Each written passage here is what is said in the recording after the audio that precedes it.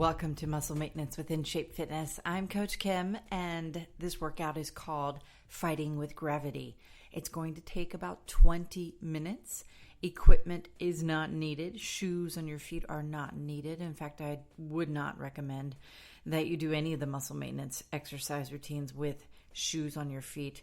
We are going to focus today on gravity, moves that help stimulate an elevated heart rate and thus your metabolism and your energy through your interactions with gravity. And I'm going to talk about that, sort of the concept of that in a little bit, but I want to get started immediately so that we can move through some of the exercises and get you going and stick to time. Hopefully, I'm really terrible at sticking to time sometimes.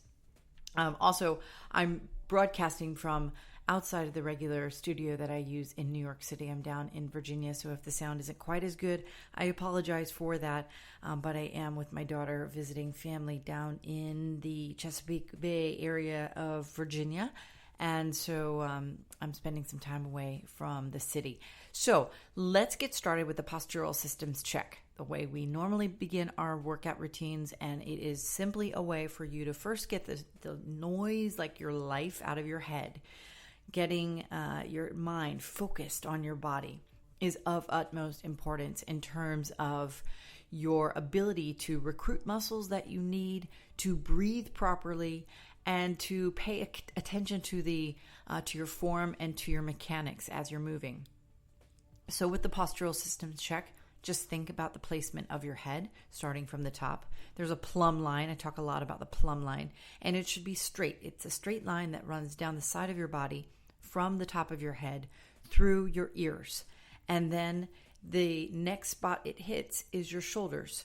So if your head is too far forward, like mine kind of is right now because I'm craning my neck to make sure that I'm close enough to the microphone, that's no good. If you're looking at a screen or looking down habitually, which most people are, your head might sort of just deviate from posture, the natural feeling of being in the right position. And so your head has to be straight. And the way that you know that this is the case is that the straight line runs from your ears through to your shoulders.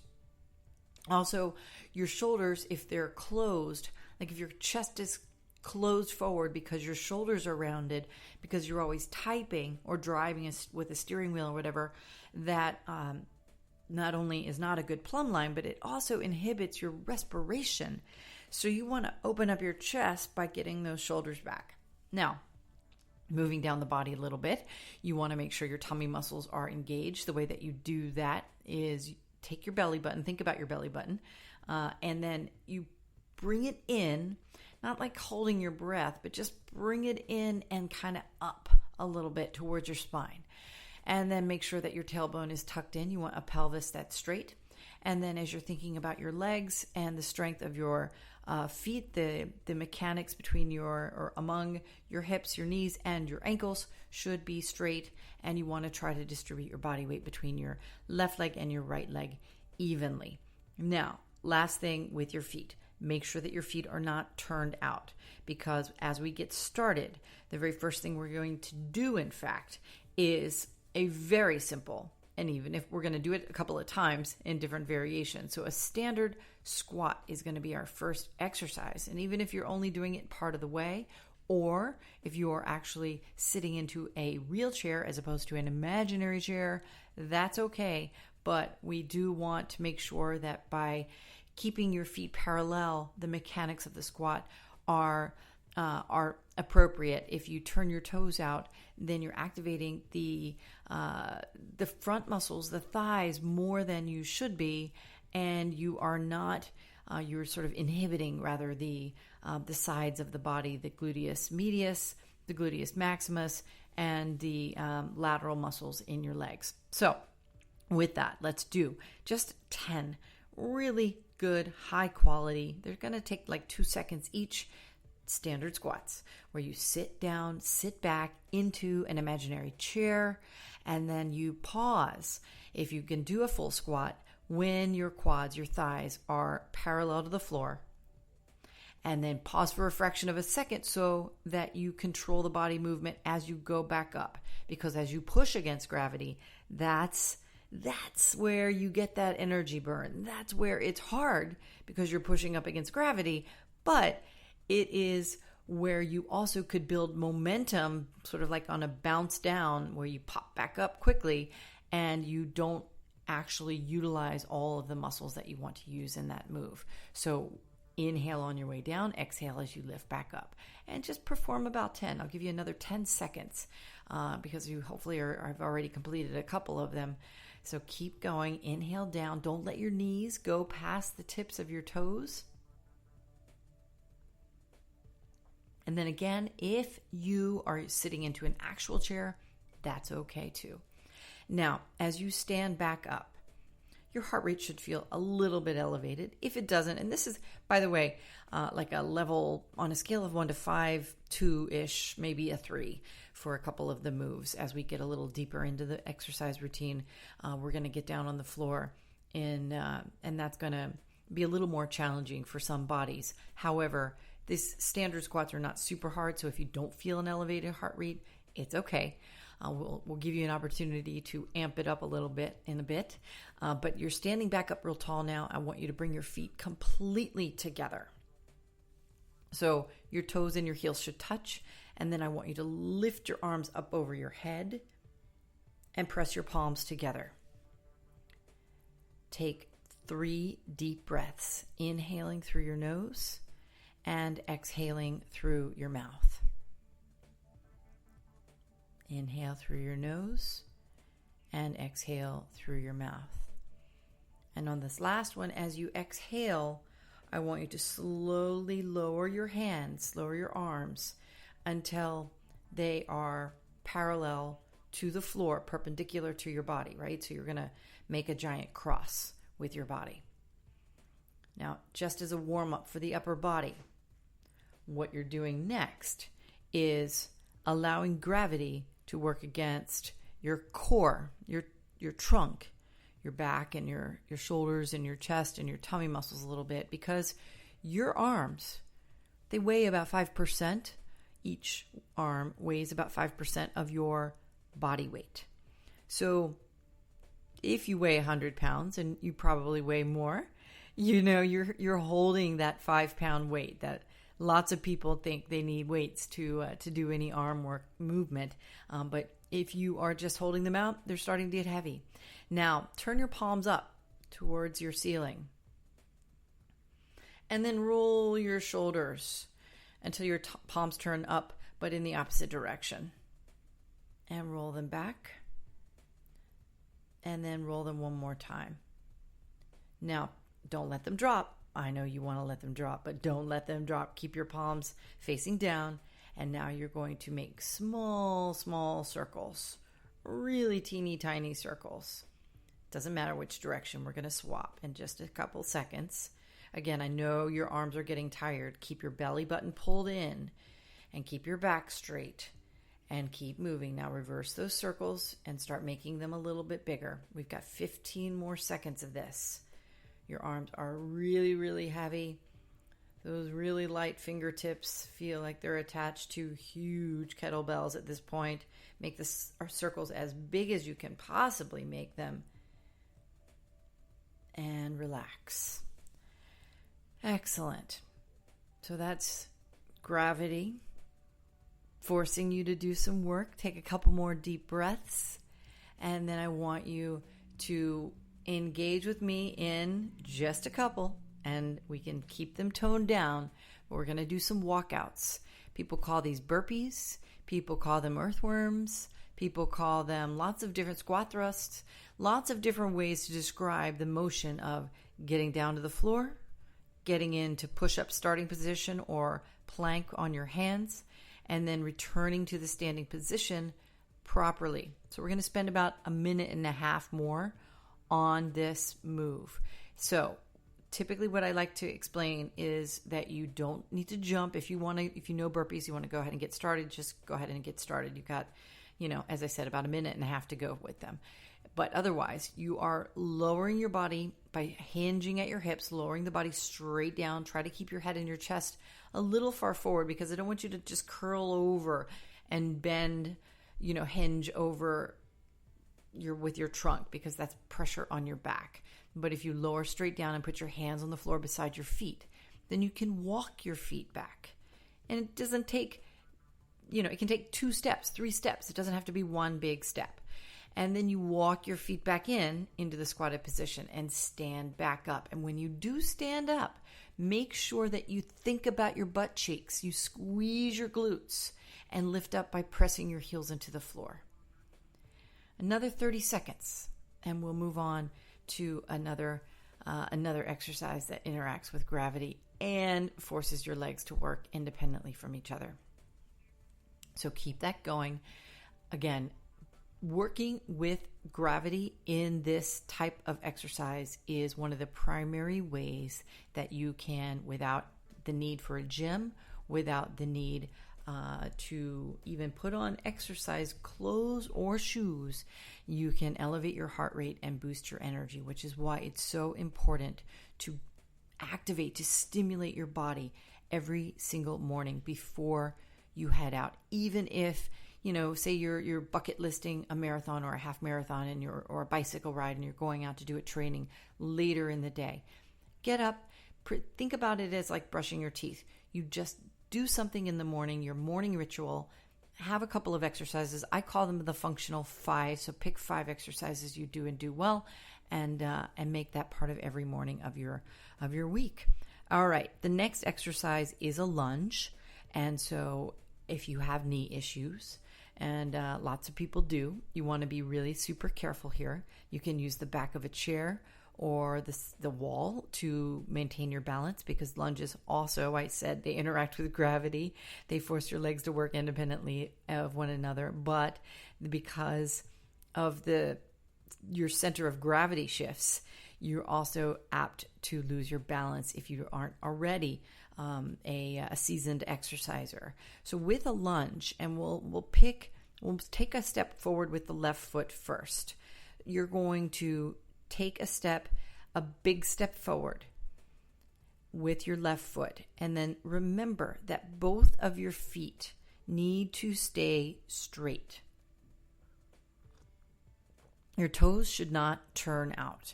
Then you bend both knees at the same time, lowering your body until both knees technically make a 90-degree angle, a right angle. But if you cannot do that, again, you've got to talk to your doctor. If you have knee issues, deep bends of the knee can be tricky. So push off with the left foot and come back to your starting position.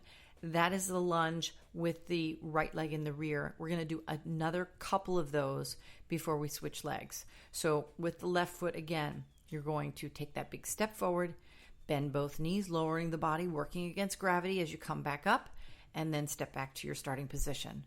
And then the last one, keep your back straight. You don't want to lean over with your body. You want to keep your back straight. Take a big step forward with your left foot, lower the body down, bending both knees, and then as you come back up, push off with the left foot, and then stand in your starting position. Now we're going to do the same thing with the right foot. If you're right-handed, this might be more difficult for you because your left leg is stabilizing your body and your left leg is not as strong as your right. I've talked a lot about this issue in other podcasts. You have to look them up. I call it concept pivoting. And if you bend both knees and you are feeling unsteady, again, hold on to something. Hold on to the back of a chair so that you can maintain, you can do the mechanics, complete the repetition, but you mind that weaker left leg at the same time. So do 3 on that leg. And then we're going to try a little bit of an alternating pattern. And then we're going to go down to the floor. All right. So now we're going to, you should have done the left leg, 3 reps with the right leg in the rear, 3 reps with the left leg in the rear. Now we're going to do an alternating pattern 3 times in full as well. So right leg and then left leg,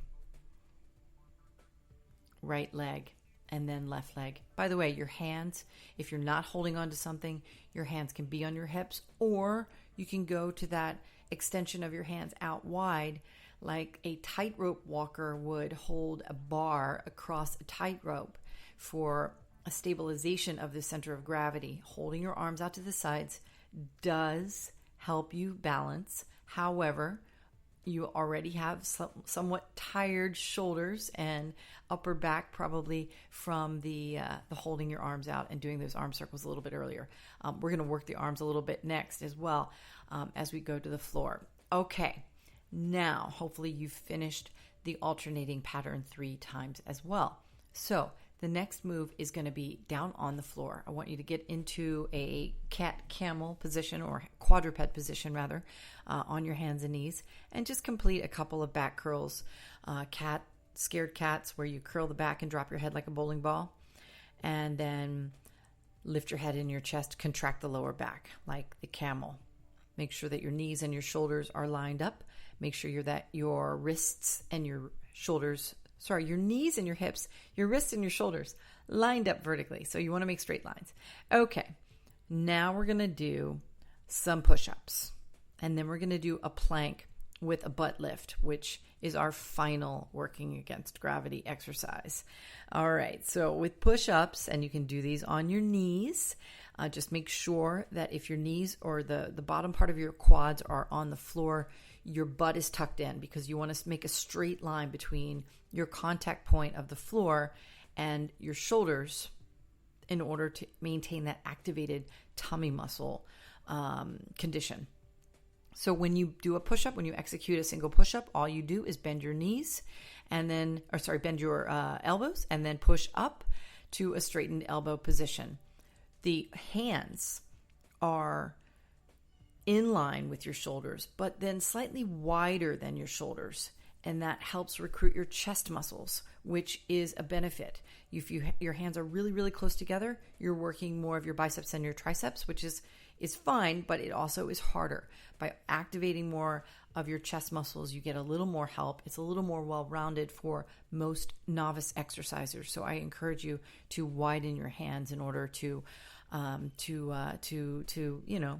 execute these push-ups a little more fruitfully.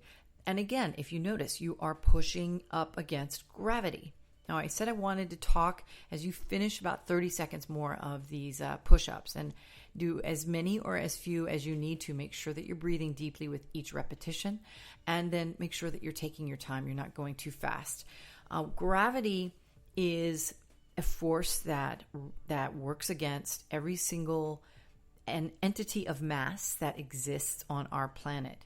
And it is not something that you recognize on a normal basis, although holding your arms out and then feeling the work against gravity is a really great way, or doing squats is a really great way to understand just how small our body masses are relative to the significance of the actual physical force, gravity, because it's hard. Those are hard exercises. Burpees or walkouts are difficult exercises. And the reason they're hard, the reason they elevate your heart rate, is because the force of gravity is pressing down on your body as you're lifting up from any lowered position. And so when you have to push up, your heart has to work harder in order to maintain the circulation in your body against that pressure. And that is why getting down and lifting up and getting down is a vital part of just a regular human life. It is also, and there's a book I write about it, this woman who wrote a book in the book that I wrote called Darwin on the Treadmill. This doctor, she's a former life sciences director for NASA, and she theorizes that we have actually created on our planet, because of our sedentary lifestyles, a quasi-anti-gravity condition. Because in space, we know that when astronauts go up in space, the loss of gravity, the loss of actual gravity in space, wreaks havoc on the human body. We know this because muscle mass decreases, bone mass decreases, people age in space. Down on Earth, this is happening before our very eyes because we sit on our butts all day long. So even if you are a weekend warrior, even if you make yourself go to the spin class once a week or twice a week or go to a yoga class, every single day. That's why the functional 5 and maintenance routines are so important. Get up, get going, make it a part of your morning routine, and you will work against gravity. You'll become an expert fighter against gravity. Have a great day. I'll see you again next week. And the exercises that we just did will be posted on the Body by InShape blog a little bit later. If you want to do, a couple series of these every day, that's probably a 5-10 minute routine on a regular basis based on what we did, the low level exercises that we did today. All right. Talk to you soon. Bye-bye.